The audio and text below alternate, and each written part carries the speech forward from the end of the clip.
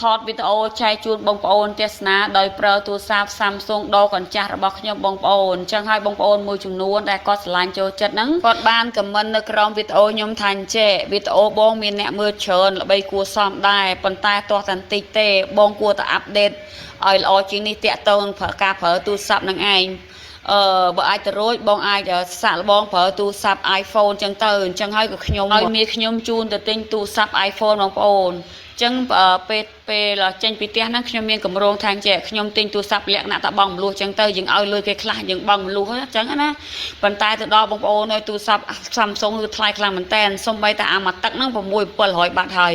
នៅតែខ្ញុំគ្មានសមត្ថភាពទៅទិញបងប្អូនចុះអាថ្មីបងប្អូនអើយជាង1000ដល់ពេលចឹងទៅមានអារម្មណ៍ថាអូស្ទាក់ទៅដកឃ្លាគិតមកគ្រាសិនបងប្អូននិយាយទៅទូរស័ព្ទខ្ញុំតាំងពីចេះប្រើទូរស័ព្ទមកខ្ញុំមិនដែលប្រើទូរស័ព្ទមួយទឹកទេដែលខ្ញុំដឹងថាអាមួយទឹកហ្នឹងវាក៏ដែលល្អទេជួនកាលទៅ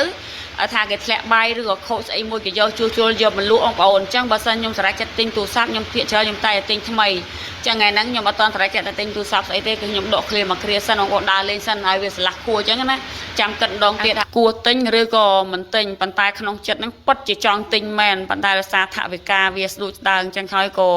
ដកឃ្លាមកគ្រាសិនទៅហើយបន្តមកទៀតថ្ងៃនេះបងប្អូនតាំងពីខ្ញុំបានមកលេងផ្ទះស្រុកយើងនេះមកអត់ដែលបានស្លមជូរគ្រឿងស្អីទេបងប្អូនអញ្ចឹងហើយខ្ញុំទៅទិញ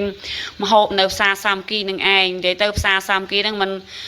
ប្រៀបដូចជាគ្រួសារខ្ញុំដែរដោយសារតែបងប្អូនជាច្រើនគាត់ស្គាល់ខ្ញុំដោយបងប្អូនមួយចំនួនដឹងស្រាប់ហើយថាខ្ញុំជាអ្នកលក់បន្លែសម័យកូវីដលក់ 4-5 ឆ្នាំអញ្ចឹងទៅដល់ពេលដល់ផ្សារសាមគ្គីអញ្ចឹងទៅវាទៅផ្សារម្ដងមិនដែលបានឆាប់មកផ្ទះទេគឺបងប្អូនជាច្រើនគាត់សួរចំណេះសំណាលអញ្ចឹងទៅអស់ពីតូបមួយទៅតូបមួយអញ្ចឹងទៅនិយាយទៅច្រើនណាដល់ពេលដល់ផ្ទះទៅក៏ខ្ញុំចាប់ដើមស្លមជួយគ្រឿងនិយាយទៅបងប្អូនពេលខ្ញុំនៅឥណ្ឌាពេលសំឡឲ្យក្តាយគឺវេទនាខ្លាំងមែនតើតងំបានផ្សំគ្រឿងបានគឺយូរពេលខ្លះផ្សំគ្រឿងមុនមកទឹកបានញ៉ាំប៉ុន្តែមកដល់ស្រុកខ្មែរអូយស៊ីផុយតែហ្មងសឡមជួយគ្រឿងគ្មានបានដើរផ្សំគ្រឿងស្អីនៅតែក្នុងផ្សារស្អីក៏ស្រាប់មិនថាគ្រឿងមិនថាខ្ទិះដូងគេតែសាច់ជ្រូកក៏គេ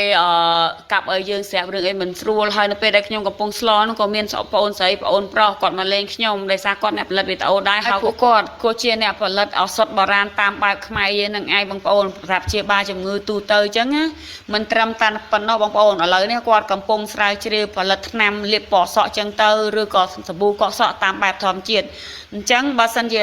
អញ្ចឹងនៅពេលដែលគាត់ផលិតបានសម្រាប់ខ្ញុំនឹងជួយផ្សព្វផ្សាយឲ្យសង្ឃឹមថាបងប្អូនមួយចំនួន